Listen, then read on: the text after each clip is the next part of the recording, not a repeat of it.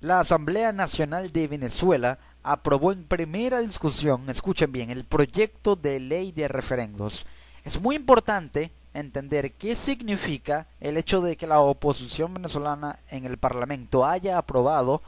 un proyecto de ley tan importante. ¿Por qué? Para que podamos entender esto, primeros o en primer lugar, tengamos muy presente que este es el primer paso para dar inicio a una ley que con o en conjunto con el manifiesto del pueblo, que son las firmas que está empezando a recolectar la oposición,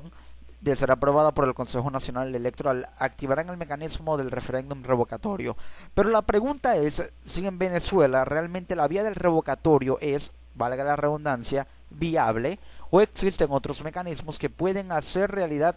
el sueño político, por así decirlo, de la oposición de destronar al gobierno, de generar una transición política. Es decir, ¿cuál es el mejor mecanismo para que esa transición política se dé en total armonía y en total pacifismo? ¿Cuál es el más viable? Existen tres mecanismos para que, en el caso de la constitución venezolana que lo contempla, se cambie el gobierno de turno, ya sea el referendo revocatorio, la enmienda constitucional o una asamblea constituyente. ¿Cuál de los tres es el más viable? Primero, la Asamblea Nacional aprobó este jueves en primera discusión el proyecto de ley orgánica de referendos. De 127 diputados presentes, 101 votaron a favor del carácter orgánico de esta legislación para dar inicio a la sesión. Ya se preveía que esta ley iba a tener carácter orgánico, y al ser de carácter orgánico puede contemplar una serie de medidas que sin duda alguna van a tener una mayor rapidez de acción y repercusión. Más temprano, el encargado de iniciar el debate fue el diputado Juan Miguel Mateus, por el estado Carabobo, representante de la MUD también, quien increpó al primer mandatario nacional a dejar de tentar la paciencia de la ciudadanía venezolana. Él le dijo a Nicolás Maduro que deje de tentar la paciencia de la ciudadanía venezolana, valiéndose del argumento de que la situación está tan precaria en Venezuela que el seguir mostrando una, digamos, voluntad de no querer arreglar las cosas y rectificar, así lo ve la oposición venezolana, en lo que se refiere a la actitud del gobierno, tenta con la paciencia de los venezolanos y hace que la ciudadanía la vaya perdiendo poco a poco, porque ya francamente es una gran parte de la población, la mayoría de la población, una mayoría ajustada, pero que es parte de esa polarización en la que ya está cansada de el gobierno venezolano. Esta es una ley oportuna para cambiar no solo a Maduro, sino el gobierno y el modelo. Eso es lo que quiere el país y lo lograremos. Esta ley pretende poner de máximo juez al pueblo venezolano, dijo el parlamentario. Posteriormente, el diputado Juan Guaidó,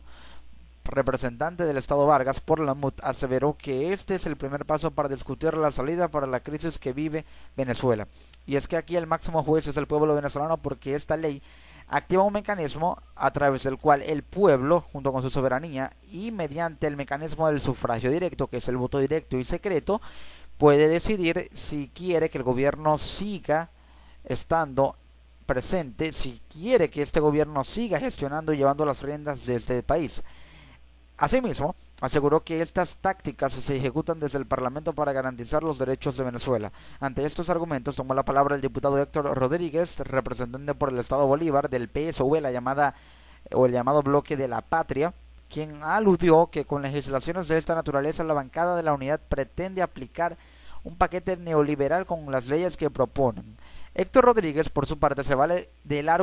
sustenta en el argumento de que con estas medidas, la oposición busca tomar el poder para aplicar paquetes neoliberales, incluso junto con medidas como la ley de titularización de la Gran Misión Vivienda o también la ley de activación de la producción nacional. Busca aplicar paquetes neoliberales porque alega que la oposición quiere privatizar las viviendas, cuando en realidad, al menos por lo que se ve en la configuración de esta ley, es que busca otorgar un título para un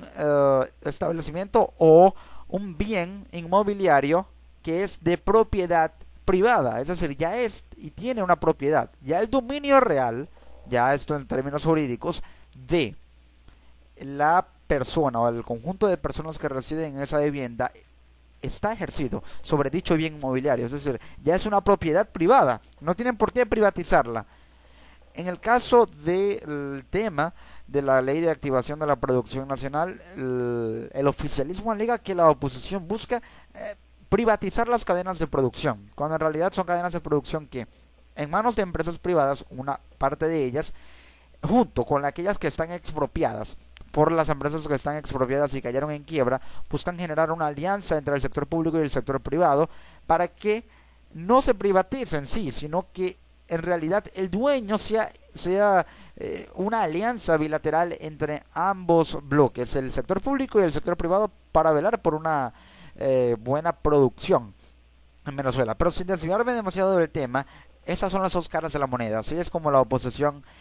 ve la situación. Esto es lo que buscan. La estrategia ya estaba establecida desde un principio y era obvio que la oposición quería tomar el Parlamento, quería tomar la Asamblea Nacional para iniciar con los mecanismos que dieran paso a una transición política, que abran paso a una transición política, no solo para legislar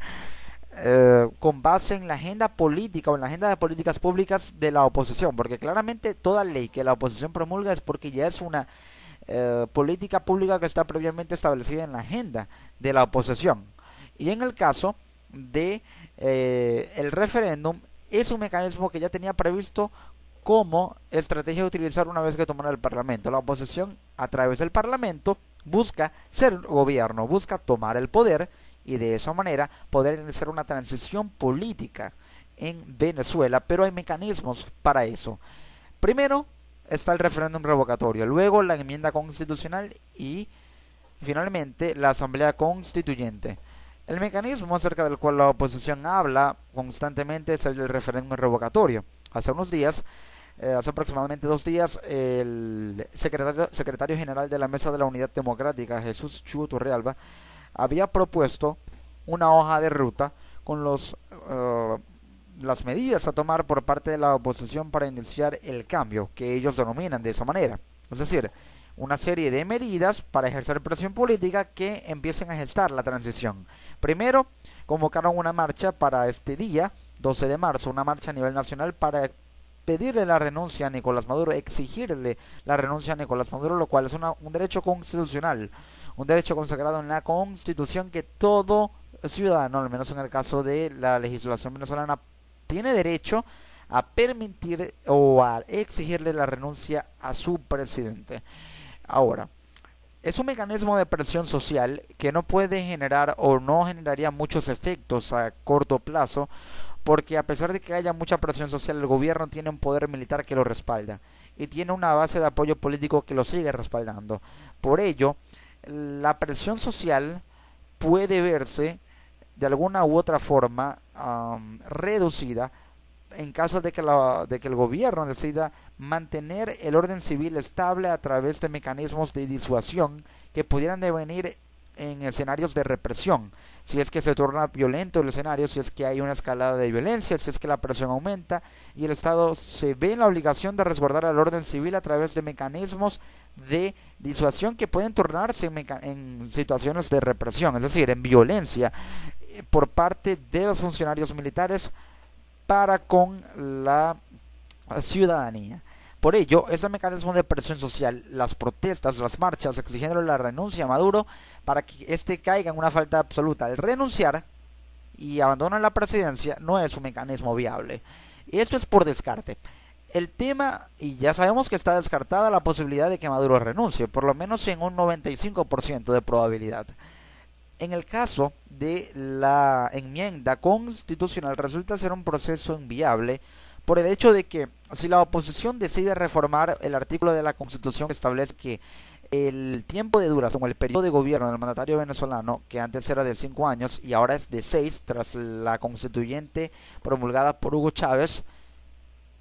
reduzcan el tiempo de mandato de 6 a 4 años, esta enmienda o esta reforma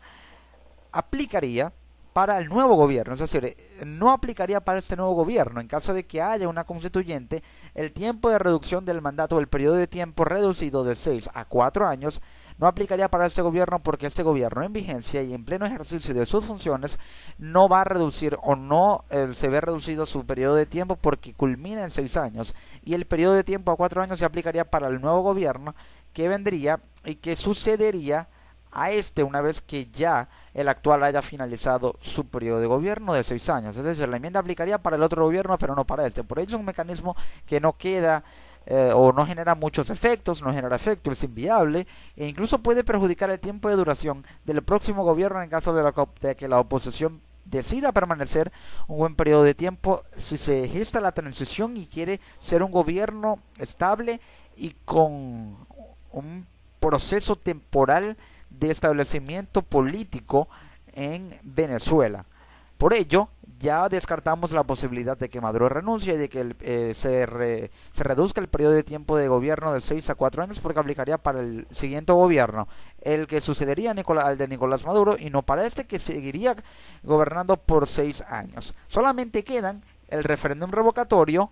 y la asamblea constituyente. De estos dos, que son los más viables, cuál es el más viable, cuál es el que más resultados puede generar a corto plazo y cuál es el que puede generar un cambio inmediato que la ciudadanía demanda con mucha urgencia. Primero, hablemos del referéndum revocatorio. El referéndum revocatorio es el proceso a través del cual la ciudadanía decide si quiere que este gobierno siga gestionando al país a través de una consulta popular en la que se hace la pregunta de si usted desea que el gobierno o el actual gobierno siga en pleno ejercicio de sus funciones. Es decir, un referéndum revocatorio porque revoca las funciones del actual gobierno. Todo cargo de elección popular es revocable según el artículo 72 de la Constitución de la República Bolivariana de Venezuela. Entonces, es un proceso tedioso que puede tardar aproximadamente unos 8 meses porque se lleva a cabo primero el proceso de recolección de firmas del manifiesto de apoyo para luego otro proceso de recolección de firmas y una vez validado el 1% de apoyo se recogen firmas nuevamente para el manifiesto del pueblo que debe ser aprobado por el Consejo Nacional Electoral, las firmas verificadas, auditadas y luego una vez se apruebe la ley poder emitir la solicitud de referendo introduciendo las firmas y una vez aprobadas y verificadas pasaría un periodo de tiempo o un lapso en el que primero la ley de referendo tiene que ser discutida en segunda discusión para ser convertida de proyecto de ley a ley orgánica como tal. Luego el proceso de recolección de firmas, introducir las primeras firmas del 1% de apoyo al Consejo Nacional Electoral, luego se introducirían las nuevas firmas ya para el manifiesto del pueblo que debe ser aprobado y verificado nuevamente por el CNE tras una resolución o por una resolución que regula actualmente el tema de los referendos revocatorios, que ahora con esta ley orgánica de referendos ya la resolución del CNE que hace el proceso más largo y tedioso no regularía el mecanismo del referéndum sino que lo haría la ley, lo cual haría que los trámites se simplificaran. Luego que se apruebe y se verifiquen las firmas, el CNE decide si convocar o aceptar la convocatoria a referéndum. Una vez que se convoque, viene el periodo de tiempo aproximadamente en unos 5 días mientras se organiza logísticamente todo para iniciar el proceso eleccionario. Eso tardaría unos 8 meses en caso de que el gobierno no trate de poner alguna traba, no trate de impugnar el proceso o de alguna u otra forma apelar esta ley remitiéndola al Tribunal Supremo de Justicia, es decir, tratando de que el Tribunal Supremo de Justicia la declare como inconstitucional y jurídicamente improcedente, valiéndose del argumento de que posiblemente es una ley que no puede ser aprobada ya que existe un mecanismo para el referéndum, un mecanismo que es más largo, más tedioso y que le daría tiempo al gobierno para actuar en caso de que decida que el Tribunal Supremo de Justicia declare la ley como inconstitucional y trate de trabar el proceso. Por ello, podría tardar. Entonces, quedaría el mecanismo de la Asamblea Constituyente, que es el que más resultados generaría a corto plazo. Yo diría que a un plazo inmediato de tiempo. ¿Por qué? Porque una vez se convoca una Asamblea Constituyente que está en la facultad de la mayoría calificada de la oposición, se convoca una Asamblea Constituyente, lo mismo que hizo el expresidente Hugo Chávez al convocar una Asamblea Constituyente en 1999 para crear una nueva constitución que removió los poderes, reformó las leyes y por ello se habla de que existe la Quinta República, de que se pasó de la Cuarta a la Quinta República. ¿Por qué? Porque una vez que la Cuarta República ya culminó su mandato, se creó una nueva constitución, y una nueva constitución implica nuevas leyes, se remueven todos los poderes, se disuelven temporalmente el poder ejecutivo, el poder judicial, es decir, se remueve el presidente, a los magistrados del Tribunal Supremo de Justicia, a los rectores del CNE, al poder ciudadano, incluso se remueven a todos esos funcionarios, mientras se eligen unos nuevos, se designan unos nuevos, se reforman las leyes de la Constitución y esas nuevas leyes refundan un nuevo orden institucional democrático que hace que la república adquiera una nueva configuración legal. Por ello se habla de que nace otra república, porque nacen nuevas leyes modificadas con nuevos funcionarios en los poderes públicos. Se refundan y reorganizan los poderes públicos, las leyes, y por ello se habla de que llega una nueva república. Eso mismo pasaría en caso de que se convoque o la oposición decida convocar una asamblea constituyente. Decidiría reformar la constitución, reformar las leyes, recortar el periodo de tiempo de mandato, remover los poderes, disolver el poder judicial, removiendo a los magistrados, designando otros. Removería a los rectores del CNE, del Consejo Nacional Electoral, que es el poder electoral, también el poder ciudadano, y finalmente removería y disolvería temporalmente el poder ejecutivo, mientras designa o convoca elecciones presidenciales para un nuevo presidente, que es el que toma las riendas del poder ejecutivo. Se remueven todos los poderes, se reforman las leyes y podrían hacer hipotéticamente algo que se conocería, claro, en caso de que se dé ese escenario, como una sexta república, porque nuevas leyes y nuevos funcionarios en los poderes públicos de la república hacen que haya un nuevo orden institucional que haría que la configuración legal de lo que es esencia del orden democrático institucional de la República Venezolana hace que nazca una nueva república, por así decirlo, desde el punto de vista institucional de la separación de poderes, e incluso podría la oposición con esta asamblea constituyente cambiar el nombre de la república. Ya no podría ser República Bolivariana de Venezuela, sino restaurar la República de Venezuela en caso de que se dé este escenario, y es un proceso mucho más corto, tardaría menos de 8 meses, y en este caso genera resultados a un plazo de tiempo más corto, por lo cual generaría una transición que le daría a la oposición las condiciones para que, si se reforma o hay una asamblea constituyente, temporalmente asumiría el poder aquel que sea designado, en este caso podría ser el presidente de la Asamblea Nacional, temporalmente sería el presidente mientras se convoca elecciones. Llegan las elecciones presidenciales, hay un nuevo mandatario, se reforman los poderes, se refundan los poderes ejecutivo, judicial, electoral, nacería una nueva constitución. Y en caso del referéndum, si llega a perder el referéndum, el presidente temporal de la república sería el presidente de la Asamblea Nacional mientras se convoca elecciones para un nuevo periodo presidencial. Y en el caso de la renuncia, que sería una falta absoluta, si el mecanismo de presión social funciona, asumiría, en caso de que renunciara el presidente, asumiría el vicepresidente de la república, quien actualmente es Aristóbulo Istúriz. Así es como se encuentran, o el estatus de los mecanismos que podría usar la oposición. Francamente, la renuncia es descartable. También la enmienda constitucional no funcionaría. En todo caso, el referéndum revocatorio y la asamblea constituyente son los mecanismos más viables. Si la oposición no quiere perder nada de tiempo y evitar que el gobierno gane tiempo para de alguna u otra forma trabar el proceso, declarando inconstitucional la ley de referéndum para convocar el referéndum revocatorio a través del TSJ, utilizaría el mecanismo de la asamblea constituyente para reformar los poderes públicos, reformar la constitución y refundar la república, ya que tiene la facultad actualmente para ello. Así está el escenario, esas son las posibilidades, pero lo cierto es que podría hablarse de un nuevo orden institucional en Venezuela, o un nuevo presidente incluso finalizando este año o a mediados del año 2017. Es un escenario factible, no es seguro, pero es muy factible que se empiece a gestar una transición política con un gobierno, ya sea de coalición, si hay un acuerdo entre las partes, lo cual